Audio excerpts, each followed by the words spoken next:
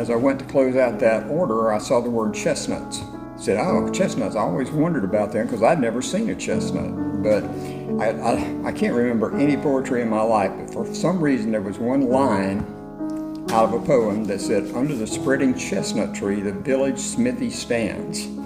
And don't ask me why, that has stuck with me my whole life.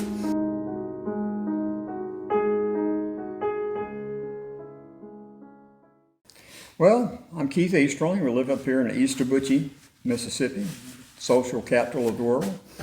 And supposedly I'm retired, but I've been working harder physically for the last 3 years than I have since high school.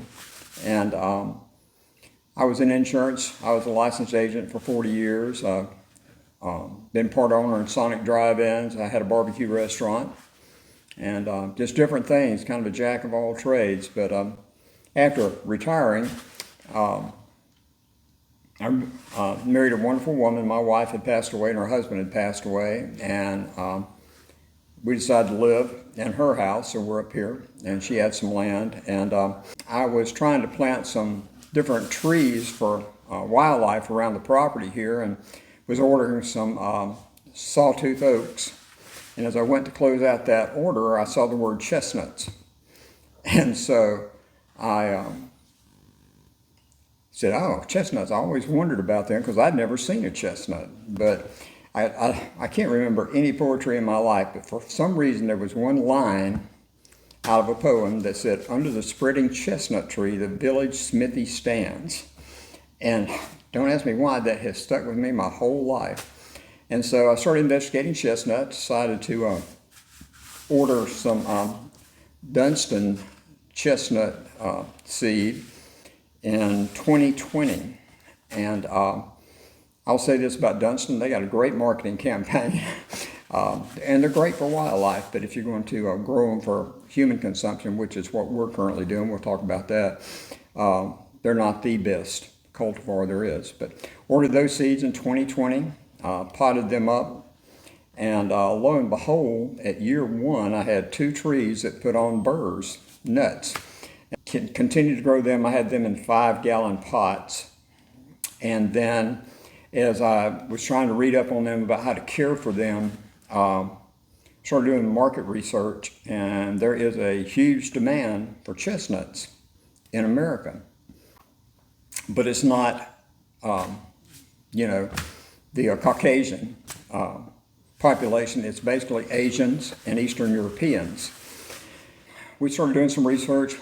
My wife and I took what we call our chestnut tour and went up into Iowa, Missouri, a little bit over into Illinois, and talked with guys that have been growing them for like 25, 30 years. Came back, made the decision, more my decision than hers, to start a chestnut orchard. And so now the orchard's 3 years old. We've got about 1,100 trees in the ground. And this year we had over 250 trees to put on burrs, which is kind of amazing considering that all of my friends and the people I call my chestnut gurus, like in Iowa and northern and southern Missouri, they're saying, it's going to take 5 years for them to really start doing anything. So anyway, we're really excited about it. The trees are doing well. The interesting thing is I know a lot of hunters know chestnuts because, they've been encouraged to plant them or whatever. But the American chestnut was wiped out by blight that came into New York City. Trees were imported to get scion wood off of to graft onto American chestnuts, just trying to see if they could improve them.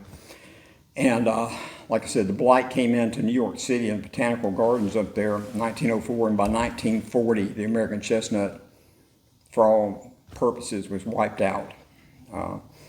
It's a fungus that gets into an injury in the bark. The fungus begins to spread. It produces an acid. Eventually, it'll work its way all the way around a tree and girdle the tree, and the tree dies.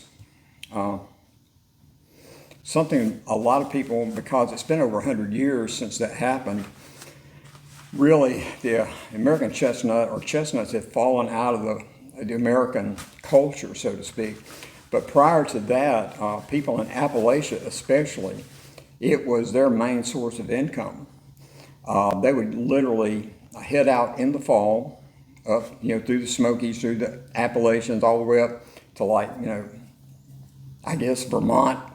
Chestnuts basically went from there down to, they basically stopped around Meridian, Mississippi, jumped central or south central Mississippi, and then there was another pocket down around like Poplarville and Picayune. There was a pocket down there. I was lucky enough to see an American chestnut, but I didn't know what it was. And the last two that I know of, if you know where the electronic billboard is on the corner of Hardy Street and 49, right there were two trees. And I can remember being a freshman in 1973 at USM, walking across the campus and looking down and thinking, that's the biggest sweet gum ball I've ever seen. Had no idea it was a chestnut burr. And they were both declining at that point in time. Actually, they used to bring students down from Mississippi State that were in forestry and different fields like that just to see them, because they knew they were going to be gone. And I don't know what year they finally cut them down, but they were gone. Interestingly enough, there was one on Adeline Street in Hattiesburg, but I don't think it was an American chestnut, but I came by there the other day and that tree has died. So anyway, because it's been so long since they were part of our culture, going back to the Appalachian story, I'm sorry to get sidetracked, but they would literally pack mules with empty sacks, and they would go out into the mountains. And chestnut trees were so prevalent and so big that the ground would literally be covered with chestnuts. And some of the stories I've read is they would just look for another tree that had fallen down sideways, and the chestnuts would come rolling down the mountain and just pile up in piles against these fallen trees. And they would literally take shovels and fill up sacks, bring them back, take them to town, sell them to the general store. It was usually always a town that had a railroad spur. They'd trade them actually to the general store, and that's the way they would buy shoes and flour and different things that they really didn't have the cash to buy. But what they would do is they'd literally load up boxcars and haul them to the really big cities like Chicago, New York, and they would roast them and sell them on the street corners. And so it was really a part of the American heritage there for a long time. The other thing that was really interesting is that farmers back then, especially in Appalachia, would mark their pigs, usually by cutting a design in the ear, and turn them loose in the fall, and they would fatten up on chestnuts. I mean, it was just unbelievable how many calories those hogs could consume, and it didn't cost the farmer anything. And of course, if I'm John Smith and I see a hog and it ain't my brand, I can look and that's Turner's hog. The next time I see Turner, I'm gonna tell them I saw him, and they literally would have roundups in the fall. Most of the pigs were intelligent enough, when things began to dry up, they would kind of come back home.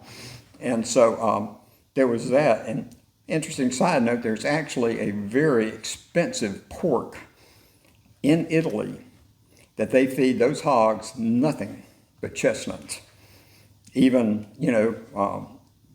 outside the harvest season. They dry them and put them up, and they just feed them year round to the hogs. And the pork is just unbelievably expensive per pound, but they say it is amazing. So anyway, that was an interesting thing there too.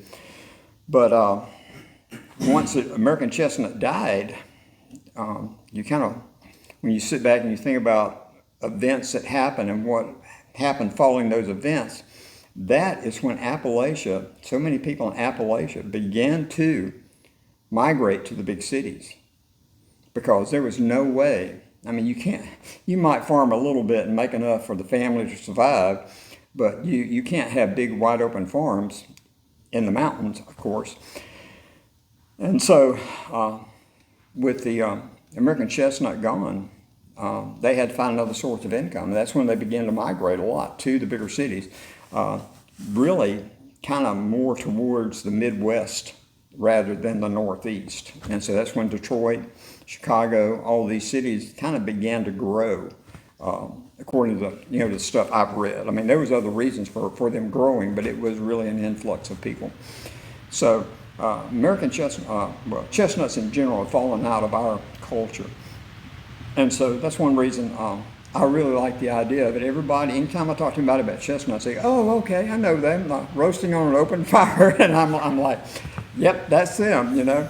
And so the last 2 Christmases, I put chestnuts back, the few that we've had, and I roast them for the grandkids around Christmas if they're here. So it's really interesting. Now, the American chestnut was not a really big chestnut. I mean, it might be the size of your thumb, a little bit bigger. But what we have are, Chinese chestnuts. And the reason we raise them is they're impervious to the blight. Now, they can get the blight, but about 99% of the time they'll recover from it because of, the genes there are, blight's from China, and the genetics of these trees are from China. And here in South Mississippi, it's really interesting that we're about the same latitude as the main chestnut region in China. They have a lot of the same climate, long hot summers, humid summers, that type of thing, but they're at about 5,000 feet, kind of in the mountains, where we're, I think, 220 feet above sea level here. So, that's another difference. But it's been really interesting to see the trees grow. I'm part of a very large Facebook group about chestnuts, and I think a lot of times my friends on Facebook think I'm lying when they see how big our trees are at 3 years old. The orchard's now 3 years old. Seed, I literally potted the seed in 2021. We potted over 2,600 seeds. I was hoping to plant about 1,200, but I told Mary Ann, my wife, I said, look, I have no idea what I'm doing, so we better plant extra just in case. And so we did, and lo and behold, just about everything came up. We started planting the orchard. Well, I started planting the orchard late May of 21, and could literally, that time of year here at my age, I could plant about 25 trees a day, install irrigation, and get them going. So it took me about 2 months to plant the initial 700 trees. That's what it was. We have about 6.5 acres. Continue to do research, reading how the Chinese do their orchards. Our original planting was on a 20 by 20 grid. And what would happen in American orchards that plant Chinese, basically in about anywhere from 8 to 12, 15 years, you will come back and cut out every other tree, because chestnuts, Chinese chestnuts, will get to be about a 40 by 40. They're really kind of an orchard-shaped tree. They're not an upright growing tree. And so I started reading about how Chinese do it, and they plant on a 13 by 13 grid. And but they prune their trees, and they encourage the shape, and they try to shape them. This is the reason why chestnuts, the fruit, and I call it a fruit because it seemed like I read somewhere it's really not a nut, it's a fruit, because chestnuts are water-based. They're not oil-based like a pecan or a walnut. So therefore, when you harvest them, you need to keep them refrigerated. You have to keep them moist. They have a shelf life, and that's something to remember. But the fruit only forms on new growth. So this is, if you have a branch from last year and it puts out shoots off that branch, that is where the chestnuts will form, is on that new growth, but it has to be in full sun. It's really kind of amazing when you see that. So that's the reason why they will come back in an American style, plant on 20 by 20 grid, but cut out every other tree, because the trees will be big enough it takes up a 40-foot diameter, circle, so to speak.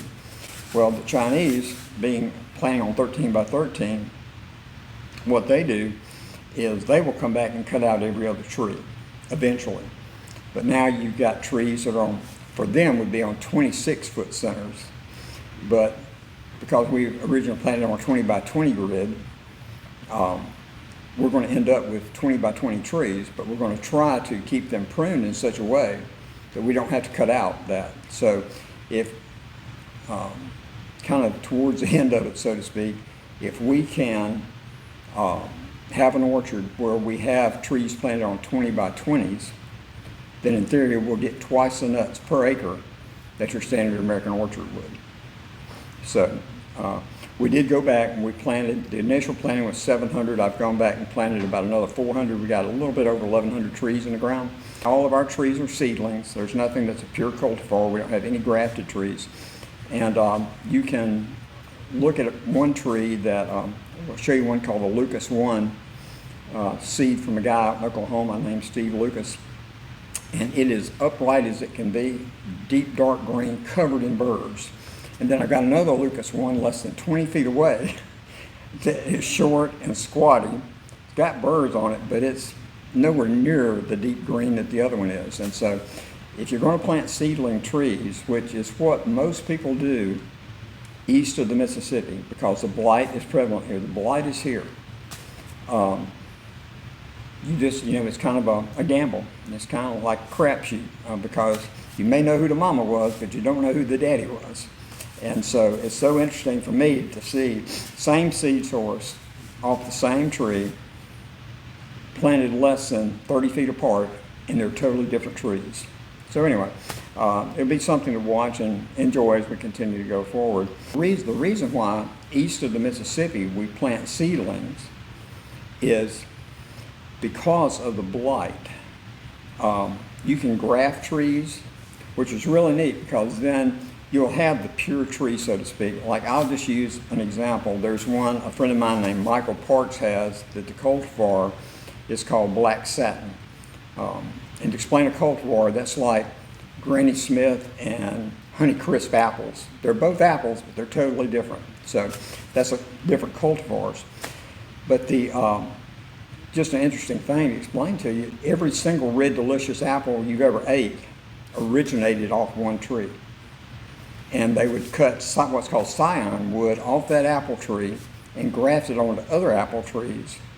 And as that branch grew, they would cut more scion wood off that and graft it onto more apple trees. And so on and so on and so on. So just about all of your apples that are pure, like Red Delicious or Honeycrisp, all came off the original tree, but they're all grafted trees. Back to chestnuts. West of the Rockies, there's not blight. Okay? And there's actually large American chestnuts still alive out west. And so it was either these people that migrated west took seedling trees with them or took seed. But the blight really hasn't gone across the Rockies yet. So out west, they plant a lot of European and Japanese and even Korean chestnut varieties west of the Rockies because they don't have to contend with the blight. But east of the Rockies, it's just about got to be Chinese chestnuts of some sort. And the reason that we plant seedlings is that they tend to be more vigorous over about 3 years than a grafted tree is. And also, for some reason, chestnuts, it's not a large tendency, but there is a tendency within chestnut to have what's called graft union failure. So you may have a tree that's sitting out there 15 years old, producing great chestnuts last year, and this year, where you grafted it in, it dies. And the union failed. So you avoid that by planting seedlings. Of course, the interesting thing about seedlings, as I just explained, you never know what you're going to get. It's like a box of chocolates, right? So anyway, that's kind of the big story. The economics of it is that chestnuts in a mature orchard will produce every year.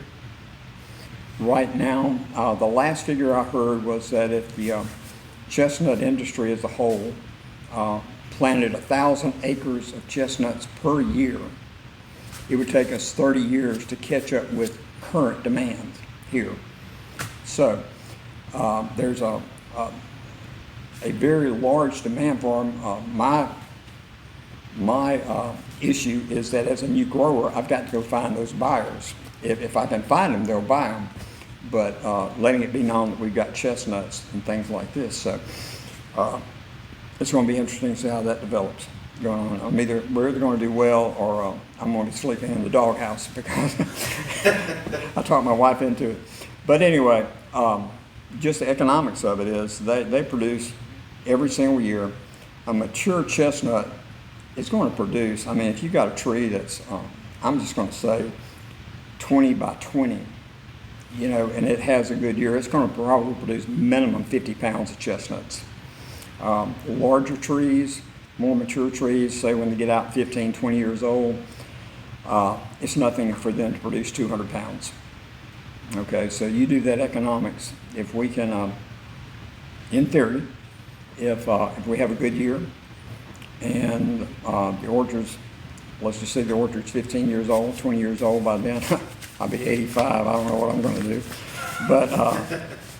But in today's dollars, last year, kind of nationwide, everybody that I'm acquainted with, the majority of sales are online. People just order and they ship them out. But they went anywhere from $5 to $8 per pound, according to the size. And sometimes, a lot of them are organic. We're not organic. You can't be to start an orchard. You've got to use things. But most of them were, like I said, anywhere from $5 to $8 a pound. And everybody that I know of, that's a member on Facebook, was sold out by Thanksgiving. And so if you have trees, and let's just say we can keep, I'm going to go on the kind of low end, say we've got 500 trees, and next year let's just say that they produce, I don't know, 15 pounds, let's back up, let's say 5 pounds each. That's 2,500 pounds. If we get $6 a pound, you do the math. That's not a lot of money. What is that, 15,000? But every year it's going to grow. And it's really almost like an exponential, deal. So down the road it should be, we talked about it, looking to help the grandkids go to college, just different things, charities and different things. We've been blessed. So my main interest now is kind of really trying to cultivate interest in chestnut farming around here. Anyone that's got land, how many dairy farmers have gone out? There's no more dairy farms. And so much of that land is just sitting around, not doing anything except growing broom sage and maybe hay. If those guys, someone like that, if they wanted to plant 10 acres of chestnuts, in theory, within 5 to 10 years here in South Mississippi, or here in the South, there's potential for making a 6-figure income off of them. Talking about gross, now net's a different thing, But really an interesting thing. I do believe that eventually we're going to be kind of a powerhouse in the Southeast for chestnuts. There was actually a guy approached me this Christmas will be, I guess 1 year ago, yeah. And there was a large group out of Louisiana, literally was talking about planting 2,000 acres down around Poplarville or Picayune. They got sidetracked on another project. They're really a big concern. They planted over 1 million cypress trees for China for carbon capture to pay back what was created by the last Olympics. China was kind of owing the world, so to speak, I guess, carbon capture. And so they planted over 1 million cypress trees in the Louisiana swamps. And last time I talked to them, they had 2 million under cultivation, so to speak, getting ready to plant them going forward. So they kind of got sidetracked with that. But anyway, it's really an interesting thing. We can go up to the orchard and show you some interesting stuff. I came across some things. I was just kind of taking a tour this morning. Got a couple interesting things to show y'all, if you're interested in them, and go from there. Now, let me just say this. As far as wildlife, most chestnuts, I was told that the harvest season normally will last from mid-September through the end of October. Here, it's beginning to appear it's going to be earlier. Because just our growing season starts so early compared to the north. I mean, right now, like in late June is when a lot of orchards up north are just setting burrs, whereas we had burr sets in April. And so it's going to be interesting to see when they actually begin to drop. But I like chestnuts, like I said, because they make every year. They're not like an oak. You know, a lot of times oaks may have a banner year, and it may be another 3 years before you see another acorn on them. So you can plant them for food plots, and you're going to be drawing them in every year. Because genetically, supposedly, deer are far more genetically oriented towards chestnuts than they were for oaks. Some very interesting statistics going back to the American chestnut. If you saw a bridge timber or railroad tie prior to 1904, it was chestnut. American chestnuts are basically like pressure-treated wood. They're very high in tannins and they don't rot. When the chestnuts died off, that opened the window, so to speak, for oaks to begin to expand. So if you went back to a forest in Appalachia, like we were up in Gatlinburg last October, ground just covered in chestnuts everywhere. In acorns everywhere. That would not have been the case 100 years ago, or 120 years ago, because it would have been chestnuts on the ground. But as the chestnuts died out and the oaks could compete more, they really have taken over. So it's real interesting. You can, if you go up into Appalachia and you see an old log cabin and it's still standing, you tell it's been abandoned for forever, but it's still there and it's solid. You just about bet the farm it's chestnut. So anyway, that's pretty much it. Chestnut Hill Nurseries, they're basically out of Florida. They have done a wonderful job of marketing chestnuts. And what the Dunstan was originally was a guy found an American chestnut, I believe in Ohio, that was mature, huge, large, still alive in spite of the blight. And so I believe he began to procure some seed off of that. This was probably back in, I'm guessing, the 40s, maybe the 50s. And as those seeds began to sprout and to grow, and he'd be able to get scion wood off of those seeds, then he would graft that to Chinese chestnuts. And so for a long time, Dunstan talked about that they were like 90% American or something like that. But now, because they have not grafted trees in quite a while, and they're growing seedling trees, the American genetics just continue to dwindle down. However, like I said, they still make a good crop. I'll show you a Dunstan in the orchard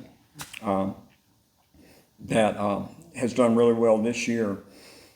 But when you compare the taste, there's like really, you can taste the difference. Chinese chestnuts are sweeter.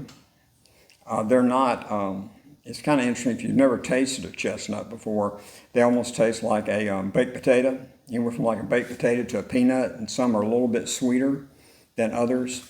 They're gluten-free. I think there's going to be a big market eventually for chestnut flour. My wife, we have some, and she uses it occasionally in cooking. I like it. It's really hard to mill it really fine like flour. It's more like cornmeal. But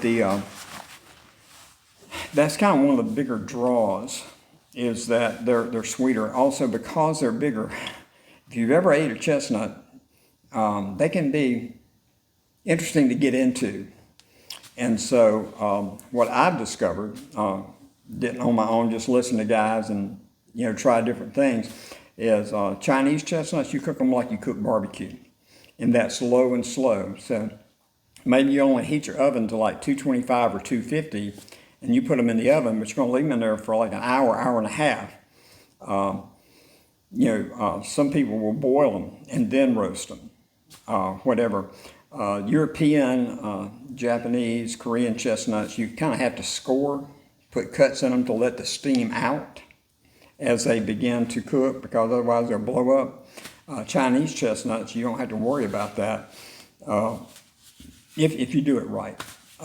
Because basically the shell turns into a little pressure cooker, It really softens them up, and it tends to sweeten them up.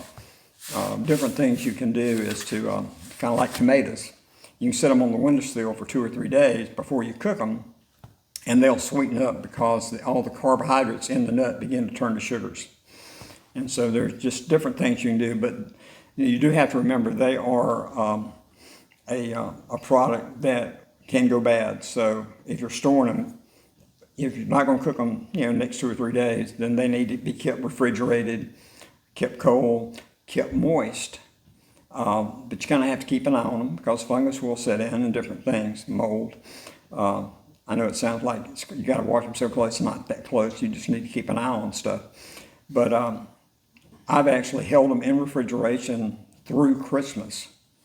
And then around New Year's, I got to do something with these chestnuts, and I'll just cook them all, peel them all, and put them in bag. We vacuum pack them. I've got some back there in the back. So it's an interesting thing. It's an interesting food. In Italy and European, over there, Eastern Europeans, they literally have buildings, like 2-story buildings, and they will build a fire on the bottom floor. Just kind of a slow, smoky, smoldering, they just want heat, and they will spread chestnuts out, on the second floor and just basically dry them out. And then they will shell those and they will grind those into flour. Some of the stuff I've read is that in Europe, like back during medieval ages, sometimes a barley harvest would fail, which was mainly their main grain was barley back then for bread making and stuff like that. And it was chestnuts that fed Europe, so many of them.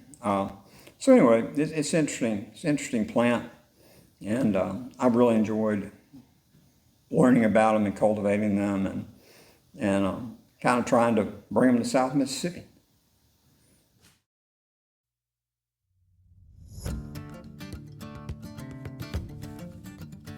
This is what's called the Lucas 1. It's from a guy named Steve Lucas out in Oklahoma. He's actually one of only 2 people that I know of that's actually ever been to China, and had conversations with the people in China about chestnuts. He met with the head of the Chinese chestnut whatever organization. It's a woman, and so he's done some interesting stuff. But this is a tree he came out with. But what's so interesting about this tree is if you look around the orchard, and we'll look at another tree here in a minute, most Chinese chestnuts will be a shrub type tree. They'll be kind of like umbrella shaped. But as you can see, this one is growing upright. And there's a pretty big demand for upright chestnuts. So it'll be interesting to see. As we were talking about before, you can see how productive this tree is. It's 3 years old. And you can see the size of the trunk and the size of the tree. And it's got that many chestnuts on it. As we were talking about earlier, you know who the mama was, you just don't know who the daddy was. And so here's this tree. This is a Lucas 1. As you saw the other Lucas 1 that is so dark green and upright and has such a crop on it, this is a Lucas 1 here. Same seed, same year, planted within, I'd say, 50 feet of each other. And you can see how small it is and beginning to take that shrub type form. And so that's just what's interesting about planting seedling trees. You never know what you're going to get. And so this one could come on. It had a pretty bad injury here. The orchard last year in 23, we had that very late freeze after I had pruned the orchard, and just about everywhere that there was a pruning wound, the trees, because we actually had a week, I think it was actually 10 days that temperatures went above 80 degrees in February of 23, the sap had begun to rise. And basically what happened was that the sap froze. And so where you may have had a limb pruned about that size, you ended up with a wound about this big because the sap froze. And so last year the trees, I felt like, just spent the year trying to recover. In 22, out of 700 trees, we had over 40 that put on burrs and nuts. Last year I had 2 trees that put on burrs. and I'm positive it's caused the freeze. Just as they were budding out and began to form, the freeze killed them all. So that was very interesting. This is another Lucas one. And if you look closely at the burrs, they're beginning to turn brown, which is what happens. The burrs will begin to turn brown, and they will eventually begin to open, and the nuts will fall out. And sometimes the burrs fall out with the nuts still on them. You just kick them on the ground and they come out and you harvest them. But it's so interesting that this is the Lucas one, and its burrs are already turning brown, whereas the one we looked at in first, they're all just as pretty and green as they can be. So again, genetics. Don't know who their daddies were, but okay, this is a Dunstan. This is one of the seeds I first potted, and it was one of the 2 trees that had nuts at 1 year old. And so when we planted the orchard, I said, well, I want those genetics in the orchard. So this tree is actually 4 years old here, and you can see the shape. It's beginning to, it may be more of an upright. We're not sure how it's going to end up, but you can see it's got a good crop on it to be 4 years old. This is the first year, since the first year it's put on burrs, but it's done really, really well this year. And a lot of people plant them underneath chestnut trees because they like semi-shade. Yeah. Pawpaw is another, it's a fruit that's indigenous to the southeast. It's a semi-tropical fruit. They say it tastes kind of like a cross between a banana and a mango, but they're very perishable. They're like a banana. So the harvest on them comes right before the chestnut harvest. So just about the time pawpaws wrap up is when chestnuts will start falling. Now that's up in Iowa and Missouri. Be interesting to see what happens down here. Yeah. But they are indigenous down here. Wispy, and they tend to kind of fall over. If you're interested, come here, I'll show you this. This is how much this tree has grown this year. It's grown that big from there to there. And then what you have to do is, you can see it's beginning to lean a little bit. So what you do is you pinch off what's called the terminal bud. You just pinch it off. That encourages lateral branching, like you see here is beginning to happen. And also it encourages the trunk to thicken up, to get bigger and support itself more. So it's kind of, in the beginning I hated doing it because I love seeing them go up, but then I learned the hard way that you really have to kind of try to encourage them to thicken up some. But this was the second planting here, out of you know, an additional 400 from the initial first 700. And most of the trees bloomed anywhere from late March through April. But this is so interesting. This tree that we're about to look at is blooming now, and it's actually setting nuts, which is kind of exciting that you get a second crop. But the problem with this one is that chestnuts are not self-pollinating. You have to have a different chestnut tree to pollinate them. And as far as I know, there's nothing around here that's blooming, so this probably won't make nuts, but it's interesting to see that it is developing birds. I've learned so much from this conversation today, and we've only scratched the surface. I think it's safe to say that Mr. Keith is bringing back a piece of our heritage, one seedling at a time. So I hope you've enjoyed it today. I talked with the Renaissance man, Keith Easterling.